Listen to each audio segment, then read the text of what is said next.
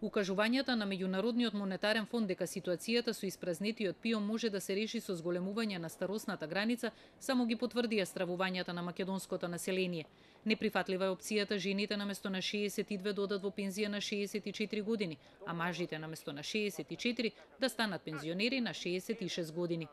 Сите споредби со развиените земји според граѓаните немаат основа, со оглед на условите во кои живееме и работиме. Со ваквите размислувања не се согласуваат представниците на ММФ. Велат животниот век во Македонија е сличен со просекот во Европската унија, а нашиот пензиски систем е повеликодушен во однос на другите земји. Пензискиот дефицит е многу висок, сега е 4,5% од бруто домашниот производ. Населението старее, па ако вака продолжи тој ќе стигне до 10,5%. Нешто мора да се направи со пиом за тој да биде одржлив. Придонесите што се плаќаат и возраста на која луѓето се пензионираат се пониски од земјите во Европската унија.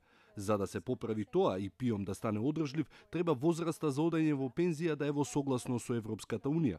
Растот на пензиите да е врзан со стапката на инфлација, а не со растот на платите, и да се затворат бројните законски дупки кои овозможуваат предвремено пензионирање. Големување на возраста за пензионирање е една од трите опции за спас на пиом и на дел од домашните експерти.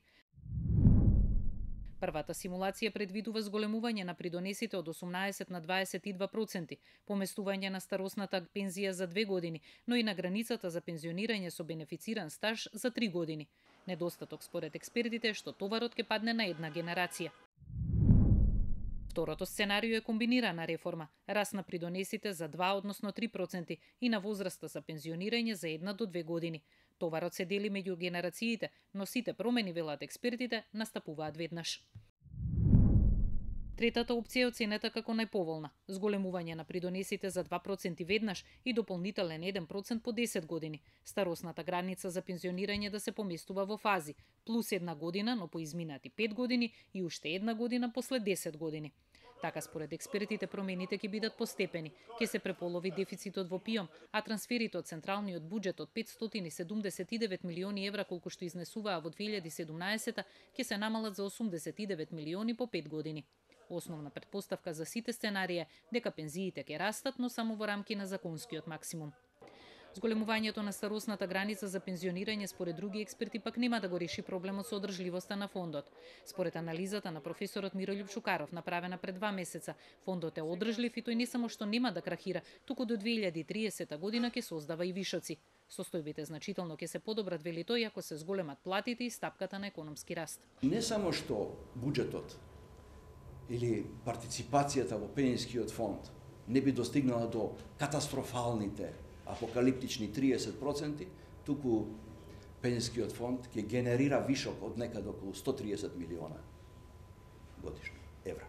Да се зголемува придонесот за пензиско, исто така, според мене, не е добро решение, бидејќи сузбива ги зголемува трошоците на реалниот сектор, а со само до тоа сузбива можност за зголемување на инвестиции, кои што се основен генератор на создавање на работни места и на растот на развојот.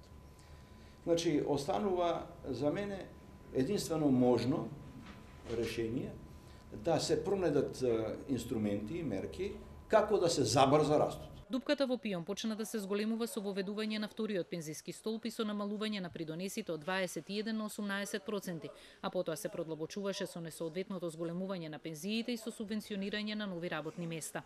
Бројките покажаа дека во последната декада прирасна економијата од 2,4%, пензиите пораснале за 6,5%, но доколку пензиите не се коригирале со популистички предизборни мерки, дефицитот на пиом ќе бил понизок за 35%.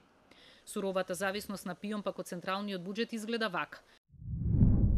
Ако во 2000 година дефицитот бил 67 милиони евра, во 2008 година за негово покривање од буџетот биле исплатени 165 милиони евра, во 2012 284 милиони, а во 2016 432 милиони евра.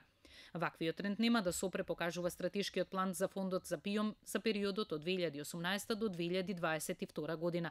За редовна исплата на пензиите на 320.300 пензионери годинава треба да се одвојат речиси 880 милиони евра, од кои 500 милиони ќе се обезбедат од буџетот. Следната година за пензии ќе бидат исплатени 917 милиони, а веќе во 2020 година 968 милиони евра. И додека во јавноста се пласираат најразлични решенија за спас на ПИОМ од дупката во која се подлабоко паѓа, надлежните велат дека модел за стабилизација на фондот нема да се најде пред јуни.